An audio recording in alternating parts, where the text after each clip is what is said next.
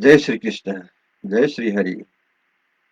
आज श्री कृष्ण जन्माष्टमी भएको हुनाले यहाँहरू सबैलाई हार्दिक शुभकामना छ।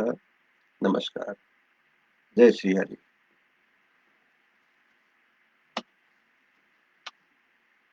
आज श्री हरिवंश पुराणको 135औं दिनमा म यहाँहरू समक्ष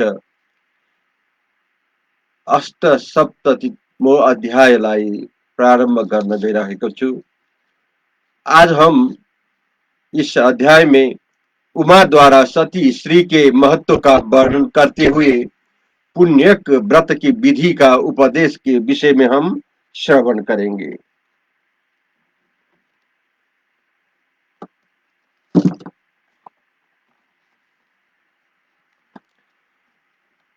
उमा बोली, पवित्र मुस्कान वाली देवी, मैं अपनी पतिदेव की कृपा से सर्वज्ञ हूँ। तो भी पूर्व काल में पतिदेव ने मुझे इसका उपदेश दिया था।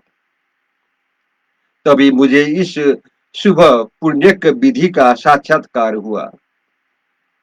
अरुंधति, तुम्हें अपनी बुद्धि से इस बात को निश्चित रूप से समझ लेना चाहिए कि पुण्यक व्रत की विधि सनातन है। मुझे ब्रह्मा जी की कृपा से उसका दर्शन ज्ञान हुआ है। अनिद्यते, मैंने अपनी पति बुद्धिमान भगवान शिव की आज्ञा से समस्त पुण्यों का आचरण किया है। जिस नारी को सतीत्व और धर्मचरण का अखंडित रूप से निर्वाह सदा अभिष्ट होता है, उसी के लिए पुरातन महर्षियों ने पुण्य को की विधि का प्रतिपादन किया है। शुभे अरुंधति, असती नारियों के द्वारा भली भांति किए जाने पर भी दान और उपवास के पुण्य तथा पुण्यक निष्फल हो जाते हैं। जो स्त्रियां अपने पति को ठगती है, उन्हें धोखा देती है, उनकी योनि जार संग से दूषित हो गया है, वे उस योनि दोष के कारण पुण्य का फल नहीं भोगने पाती, नरक में ही गिरती है। जिनके आचार विचार शुद्ध है, जो पति को आराध्य देव मानती है, उनमें अनन्य भाव से अनुरक्त होती है, सदा धर्म के अनुष्ठान में लगी जाती है और पतियों के पथ पर ही चलती है, वे साध्वी स्त्रियां ही इस जगत को धारण करती है। जिनकी वाणी पर निंदा और असत्य आदि दोष से दूषित नहीं है, जो बाहर भीतर से शुद्ध रहने वाली है, जो धैर्यशालिनी तथा शुभ व्रत का पालन करने वाली है, जो सदा अच्छी ही बातें बोला करती है, वे साध्वी स्त्रियां इस जगत को धारण करती है। अपना पति रोगी हो, पतित हो अथवा दीन हो, नारी की किसी तरह भी उसका त्याग नहीं करना चाहिए। यह सनातन धर्म है। सुभान ने प्रतिव्रता श्री अपना तथा न करने योग्य काम करने वाला पति और गुणहीन पति का भी उद्धार कर देती है। जिस स्त्रियां की योनि दूषित है, उसकी शुद्धि के लिए मारी ही गई, उसके शुद्धि के लिए कोई प्रायश्चित नहीं है, वह तो अपने आप के द्वारा मारी ही गई। जो केवल वाणी के दूसरे दूषित है, उसकी शुद्धि के लिए सत्पुरुषों ने वेद में प्रायश्चित बताया है। सत्यपरायण अरुंधति जो पुण्यात्माओं को प्राप्त होने वाली गति की अभिलाषा रखती है, उस स्त्री को अपने पति की आज्ञा के अधीन होकर ही सदा व्रत का पालन अथवा उस उपवास करना चाहिए।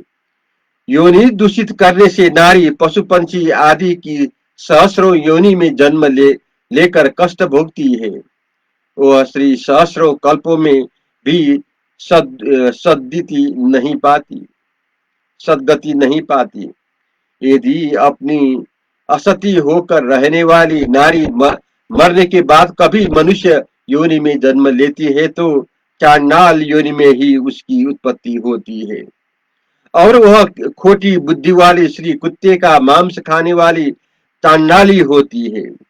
तपोधने स्त्रियों के लिए सदा पति ही देवता है। सत्पुरुषों ने इस सत्य का साक्षात्कार किया है। जिस स्त्री पर उसका पति संतुष्ट रहता है वह सती एवं धर्मचारिणी है। जो कौतूहल बस परम पर पुरुष का संग करके मारी गई है, उन स्त्रियों को कभी उत्तम लोक की प्राप्ति नहीं होती। जिनका मन सद्भाव पूर्वक केवल पति में ही लगा रहता है, उन्हीं के सती समझना चाहिए। सौम्य स्वभावशाली अरुंधति जो नारियां मन वाणी और क्रिया द्वारा पति का उल्लंघन नहीं करती है, उन्हीं के पुण्य व्रतों द्वारा पुण्य फल की प्राप्ति बताई गई है। स्वर्गलोक की शोभा बढ़ाने वाली देवी, मैंने तपस्या द्वारा जिसका साक्षात्कार किया है, पुण्यों की वह संपूर्ण विधि बताई जाती है। तुम इन सारी स्त्रियों के साथ उससे ध्यान देकर सुनो। व्रत धारण करने वाली देवी साध्वी श्री चाहिए कि वह प्रातः काल उठकर स्नान करके पश्चात पति को यह सूचित करे कि आज मुझे उपवास अथवा व्रत करना है। वह सास ससुर तथा साधु महात्माओं के चरणों में सदा प्रणाम करे। फिर कुश और अक्षत से युक्त ताम्र पत्र लेकर गाय के दाहिने सिंग को नहलाकर उसी जल को ग्रहण कर ले। इसके बाद सती श्री स्नान करके एकाग्र चित्त हुए पति के मस्तक पर उस जल के छिड़के, तदंतर अपने मस्तक पर भी उस जल के छोटे छींटे डाले। यह त्रिलोकी के संपूर्ण तीर्थों में स्नान बताया है। भामिनी उपवास और व्रत के अवसरों पर यह स्नान अवश्य करना चाहिए। यह स्त्रियों और पुरुषों के लिए सामान्य स्नान है। अरुंधति, मैंने महादेव जी के तेज और अपनी तपस्या से देखा है कि इस व्रत में नारी के लिए ऐसी शैया होनी चाहिए जो कष्टक विद न हो। आसन भी वैसा ही होना चाहिए। उसके लिए अपने पैरों को स्वयं ही धोने का विधान है। साध्वी अरुंधति, यदि आंसू गिराया गया, रोष और कलह किया गया, तो वह स्त्रियों के तत्काल ही उपवास और व्रत के पुण्य से भ्रष्ट कर देता है। चंद्र कुमारी, उपवास तथा व्रत में सदा श्वेत वस्त्र धारण करना ही उत्तम माना गया है। साड़ी के भीतर एक दूसरा वस्त्र, पेटीकोट आदि भी डाल लेना चाहिए।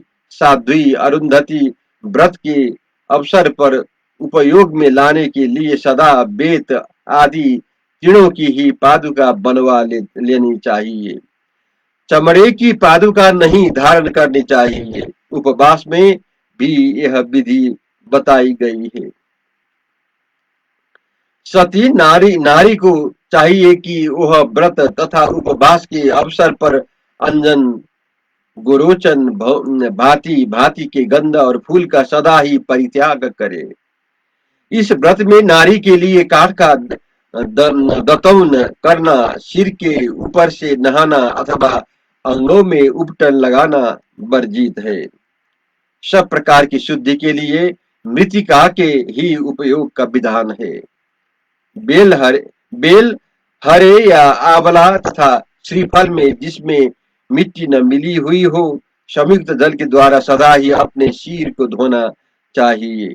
सौम्य, इस व्रत में सिर का अभ्यंग अर्थात उपटन या बेसन का चूर्ण लगाकर नहाना नहीं अच्छा माना गया है। पैरों अथवा समूचे शरीर में भी तेल न मले, यही मर्यादा मानी गई है। प्रत्येक व्रत और उपवास में बैल, ऊंट और गधों से जुते हुए वाहन का उपयोग वर्जित है। उसमें कभी नग्न स्नान नहीं करना चाहिए। सोमनंदिनी और झरने का जल उत्तम माना गया है। कमलों में मंडित सुंदर एवं विस्तृत पोखरे या बावड़ी आदि में जाकर स्नान करना सदा ही सर्व प्रकार से प्रशस्त है। जिसके लिए बाहर जाने पर रोक है, वह पर्दे के भीतर रहने वाली नववधु नारी तड़ागा आदि में स्नान का सुयोग न मिलने पर घड़ों के जल से स्नान करे। वह नए घड़ों के जल से स्नान करे। यही प्राचीन विधि है। व्रत के सिवा अन्य अवसरों पर सिर के ऊपर स्नान करना चाहिए। इससे तपस्या का फल प्राप्त होता है। जय श्री कृष्ण। अब मैं आज 79 वो अध्याय प्रारंभ करता हूँ।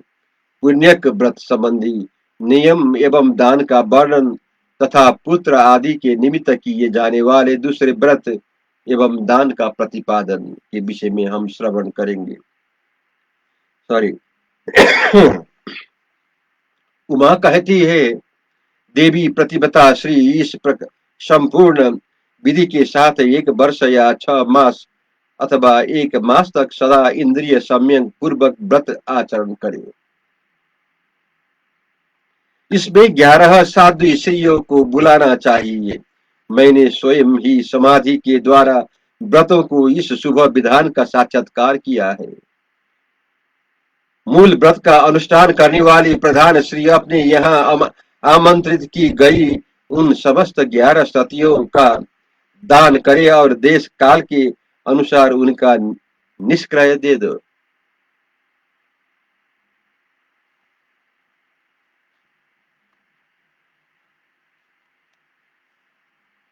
तदंतर मास के अंत में शुक्ल पक्ष की नवमी तिथि को देवा आराधना करके व्रत को समाप्त करना चाहिए। व्रत के उद्देश्य से उसकी सिद्धि के लिए आदि और अंत में निश्चित रूप से 1 दिन और रात का उपवास करना चाहिए। तदंतर अपने पति की हजामत बनवावे और अपना ही नख मात्र कटा ले। उसी दिन व्रतांत स्नान तथा व्रत के उद्यापन या उत्सर्ग का विधान है। सुबह पुण्यक व्रत में भी विवाह के समान ही विधि पूर्वक स्नान करने की आज्ञा है। उसमें श्रृंगार और माला धारण करने का विधान है। घड़ों के जल से नहलाई जाती हुई व्रतपरायण साध्वी स्त्री अपने पति के दोनों चरणों को मन अथवा वाणी द्वारा नमस्कार करके निम्नांकित मंत्र का उच्चारण करे।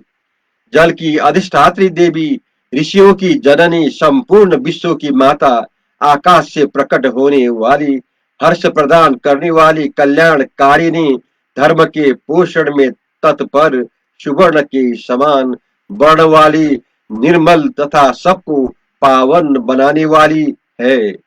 वह अपने परम कल्याणमय रस के द्वारा मुझे श्रेय का भागी बनाए। सर्वांग शोभने देवी, यह जल संबंधी मंत्र सर्वत्र उपयोग में लाया जाता है। अन्यत्र स्त्रियों के स्नान के लिए पुराण विहित मंत्र उपलब्ध होते हैं। उन्हें मुझसे सुनो। मैं पति के लिए कल्याणकारिणी हूँ, धन आदि से कभी क्षीण न हूँ, सद्गुणवती हूँ, सदा पति के साथ धर्म में संलग्न रहूं।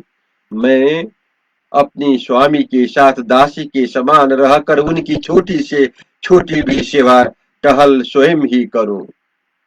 सदा पति के अधीन रहूं और मन, वाणी तथा क्रिया द्वारा भी कभी उनसे रुष्ट न हूं। सपत्नियों में मेरा स्थान सदा सबसे ऊपर हो। मैं पुत्रवती, सौभाग्यवती और मनोहर रूपवती हूँ। मेरा हाथ सदा संपन्न रहे, अर्थात मैं मुक्त हस्त होकर दान कर सकूं। मैं संपूर्ण हृदय से सदा दूसरों के गुणों का ही बखान करूं और कभी दरिद्र न हूं। मेरे पति भी सदा प्रसन्न मुख रहकर मेरी प्रतीक्षा करने वाले हो। उनका सदा मुझ में अनुराग बना रहे, उनकी मति और गति मेरी ही ओर रहे।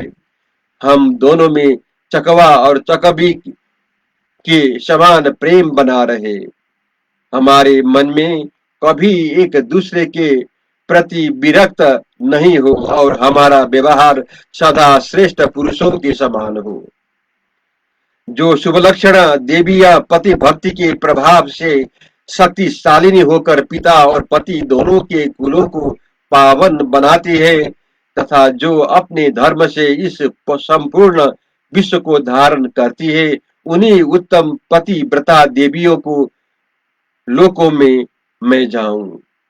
पृथ्वी, वायु, जल, आकाश, अग्नि, अंतर्यामी, क्षेत्रज्ञ, प्रतिज्ञ, महत्त्व और अहंकार, इन सब को मैंने अपना साक्षी बनाया है। मैं मेरे इस निश्चय और व्रत को स्मरण रखे। जिन सत्य आदि गुणों ने भूतों और उनके कर्म बीजों से युक्त हो दो धारियों के इस भौतिक शरीर का निर्माण किया है, वे और उनकी अभिमान देवता सबसे स्थित है, सब में स्थित है, मेरे इस व्रत और निश्चय में सदा साक्षी बनी रहे। जय श्री कृष्ण, जय श्री हरि।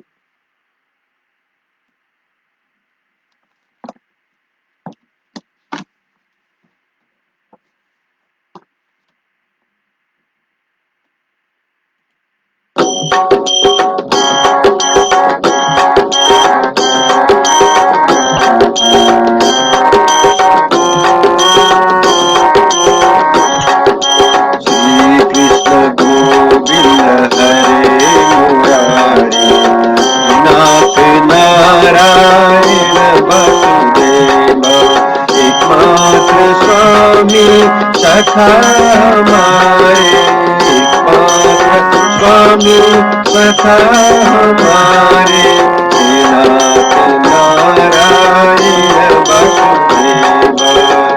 श्री हरि शरणम प्रभु हरि शरणम, श्री हरि शरणम, श्री हरि शरणम प्रभु हरि शरणम, श्री हरि शरणम, श्री हरि शरणम प्रभु हरि शरणम, श्री हरि शरणम। जय श्री कृष्ण, जय श्री हरि।